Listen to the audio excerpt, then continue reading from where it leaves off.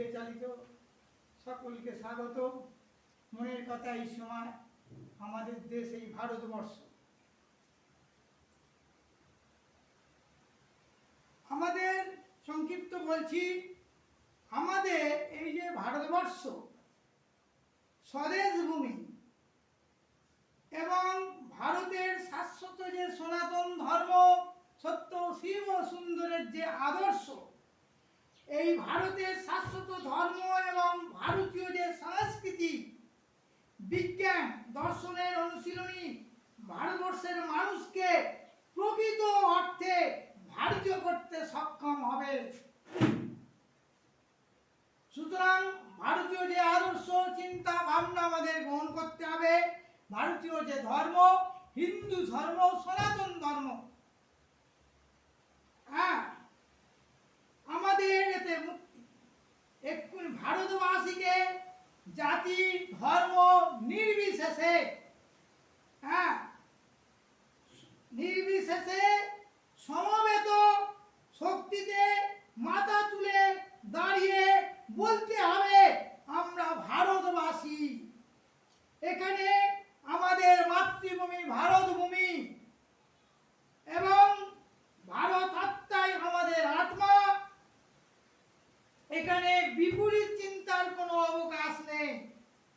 এই ঘোষণাই আমি করতে চাই। ভারতকে হিন্দু রাষ্ট্র করুন। ভারতের মাটি কি বলে, ভারতের পরিবেশ কি বলে, পরিবেশকে নষ্ট।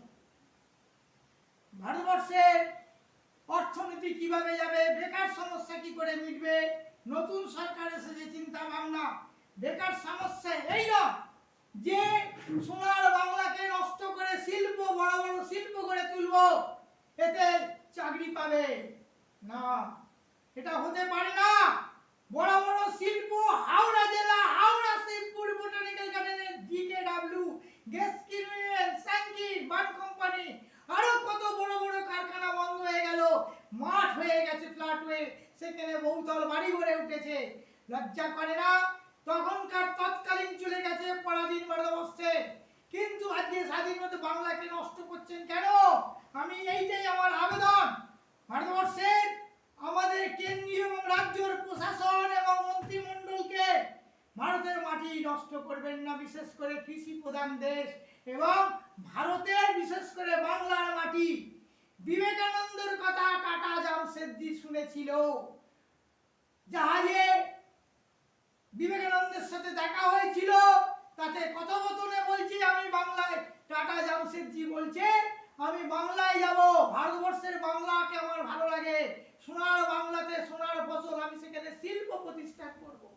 স্বামীজি বললেন শিল্প দরকার, আসুন, কিন্তু বাংলাকে নয়, সোনার বাংলাকে নষ্ট করবেন না।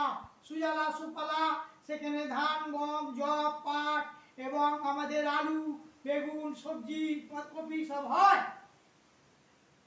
তাহলে স্বামীজিকে তখন বললেন, স্বামীজি আপনি ঠিক করে দিন, আমি ভারতবর্ষে শিল্প করব, কোথায় আমি করব, নির্বাচন করে দিন। তিনি নির্বাচন করে দিলেন, ঠিক করে দিলেন। আজকে যেটা টাটা নগরী গড়ে উঠেছে জামশেদজি, কাঁকুড়ে মাটি, অনুর্বর, যেখানে ফসল ফলবে না, সোনার ফসল বড় গাছ ছাড়া। জামশেদজি শুনেছিলেন টাটা, কিন্তু আজকে আমাদের জামশেদজি আমাদের মধ্যে নেই, স্বামীজিও নেই, কালের জগতে চলে গেছে এবং আমরাও যাব। আমরা এখনো বুঝিনি, বাংলাকে নষ্ট করে দিলাম, সিঙ্গুরকে, সমস্ত ফসল জমি কোথায় গেল, সোনার পাট, সোনার ধান, আমরা খাবো কি আগামী দিনে? কলকারখানা করু, কলকারখানার শ্রমিক কারা হবে? যতই লেখাপড়া শিখুক, যতই সেই university MA, MSc, MA, BCom যতই করুক, বয়স হচ্ছে 18 থেকে 25, 18 থেকে 30, 40 বছর থেকে 50 বছর বয়স পর্যন্ত কলকারখানা শ্রমিক হবে, কৃষি শ্রমিক হবে,